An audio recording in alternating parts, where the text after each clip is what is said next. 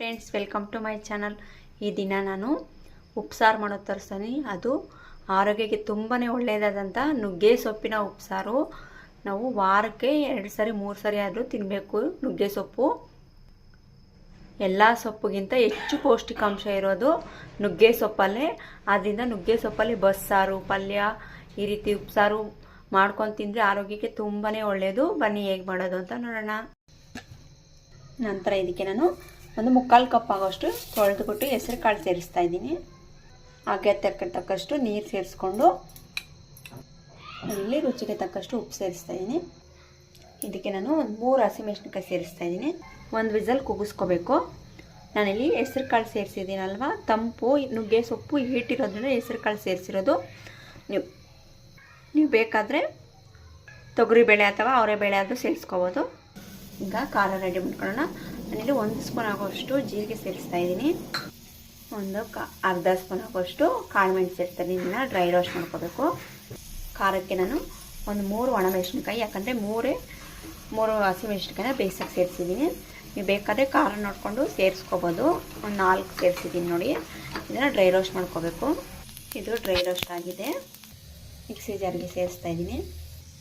ಬೆಳ್ಳುಳ್ಳಿ ಸೇರಿಸ್ತಾ ಇದ್ದೀನಿ, 1 ಬೆಳ್ಳುಳ್ಳಿನ. ನಂತರ ಸ್ವಲ್ಪನೇ ಹಸಿ ಈರುಳ್ಳಿ ಸೇರಿಸ್ತಾ ಇದ್ದೀನಿ. ಕೊತ್ತಂಬರಿ ಸೊಪ್ಪು ಸೇರಿಸ್ತಾ ಇದ್ದೀನಿ. ಇದಕ್ಕೆ ಬೇಯಿಸಿರೋಂಥ ಹಸಿಮೆಣಸಿನ್ಕಾಯಿ ಸೇರಿಸ್ಕೊತಾ ಇದ್ದೀನಿ. ನೀವು ತಕ್ಷಣಕ್ಕೆ ಬೇಕು ಅಂದರೆ ಮಾತ್ರ ಕಾಳು ಸೇರಿಸ್ಕೋಬೇಕು. ನಾವು ಸ್ಟೋರ್ ಮಾಡ್ತೀರಿ ಅಂದರೆ ಖಾರನ, ಉಪ್ಸಾರು ಖಾರನ, ಅದಕ್ಕೆ ಕಾಳೆಲ್ಲ ಸೇರಿಸೋ ಹಾಗಿಲ್ಲ. ಮೊದಲೇ ಹೇಳ್ತಾ ಇದ್ದೀನಿ. ನೀವು ಕಾಳು ಸೇರಿಸಿಲ್ಲ ಅಂದರೆ 1 ತಿಂಗಳಾದರೂ ಸ್ಟೋರ್ ಮಾಡಿ ಇಟ್ಕೋಬೋದು.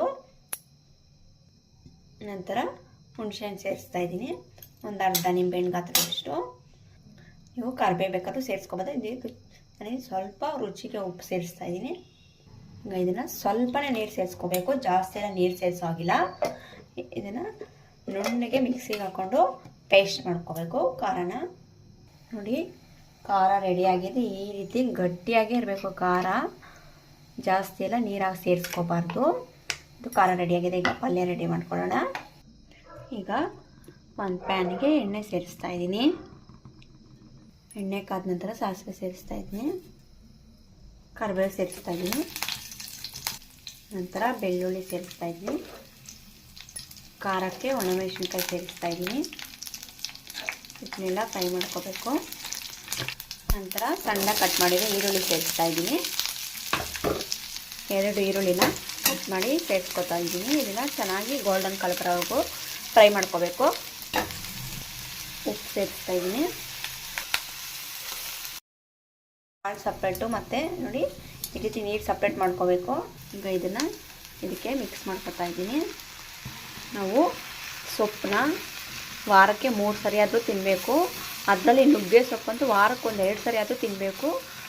2 ಸರಿ ಆಗಿಲ್ಲ ಅಂದರೆ 1 ಸರಿ ಆದರೂ ತಿನ್ನಬೇಕು. ಆರೋಗ್ಯಕ್ಕೆ ತುಂಬಾ ಬೆನಿಫಿಟ್ ಇದೆ ನುಗ್ಗೆ ಸೊಪ್ಪಲ್ಲಿ. ಈಗ ಇದನ್ನು ಚೆನ್ನಾಗಿ ಮಿಕ್ಸ್ ಮಾಡ್ಕೋಬೇಕು. ನೋಡಿ, ಪಲ್ಯ ರೆಡಿಯಾಗಿದೆ. ಈಗ ಸಾಂಬಾರು ರೆಡಿಯಾಗಿದೆ. ಮುದ್ದೆ ಜೊತೆ ಸರ್ವ್ ಮಾಡ್ತೀನಿ. ನೋಡಿದ್ರಲ್ಲ ಫ್ರೆಂಡ್ಸ್, ರೆಡಿಯಾಗಿದೆ ಉಪ್ಸಾರು ಖಾರ ಮುದ್ದೆ ಉಪ್ಸಾರು. ನೀವು ಸಹ ಟ್ರೈ ಮಾಡಿ. ಹಾಗೆ ನೀವು ಹೇಗೆ ಮಾಡಿದ್ದೀರಾ ಅಂತ ಕಾಮೆಂಟ್ ಮಾಡಿ. Thank you friends.